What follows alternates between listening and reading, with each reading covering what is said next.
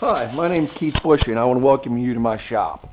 I want to show you my smokehouse today. It started out its life as a hospital food cart, and basically what I did was I drilled through the center here, put a temperature gauge, put a 6-inch shanty cap out the top. It's adjustable, helps with airflow and regulating the temperature.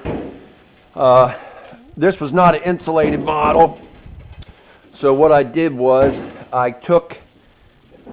I need to get a light here, and I furred these walls out here with some angle iron, put insulation, some new sheet metal, got my dowel rods up top here to hang the meat, got the angle on the side so it's adjustable. You can put your meat racks at different levels, your blown poles at different levels.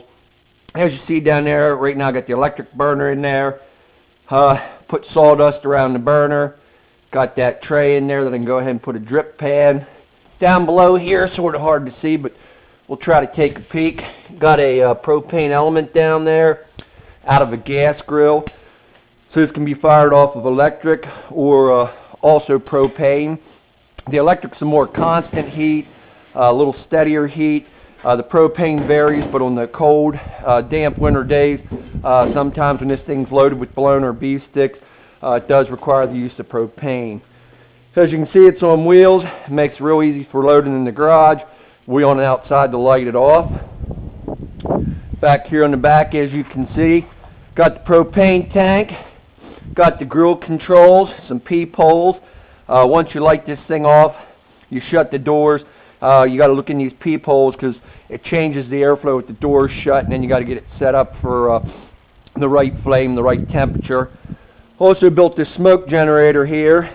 Basically, once the fire started inside smoking, after a couple hours it dies down. I don't want to open the doors to lose my heat, so I built this little generator.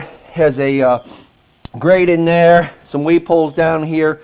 Take this bottom off there. Go ahead, you light a fire in there. Once it burns a little bit, see this 1-inch pipes where the smoke goes into the smokehouse. You put this lid on. It dampers it down. At that point, it just keeps pumping smoke in there. Works real great. Way to give some supplementary smoke to the smokehouse without losing the heat.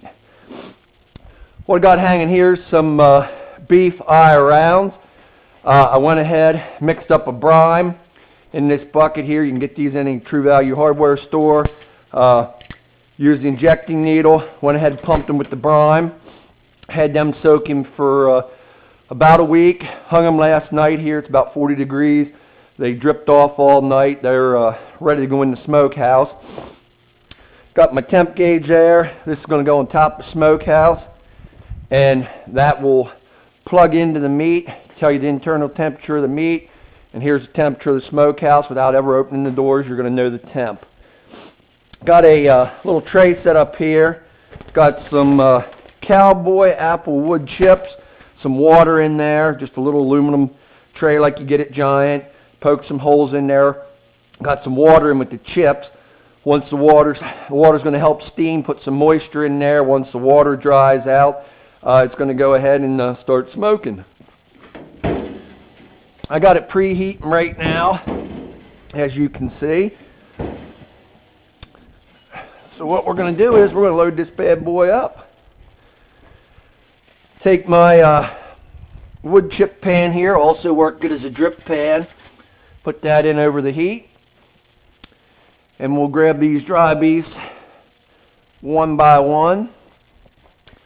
We're going to hang them in the center of the smoker. As you can see, I rigged up an electric winch here. Good for raising, lowering deer. You hang your racks there as we're butchering here. Hang your bologna, your beef sticks, then into the smoker. Got this cart for free at an old folks nursing home, and I would say I might have $50 tied up in the whole thing. Real good smoker though. I've been using her for years. At this point, we'll go ahead, get the temp probe.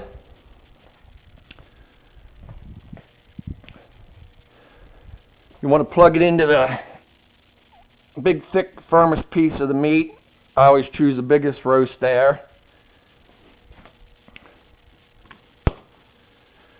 We plug her in. We see our meat's at 53 degrees right now. We close the door.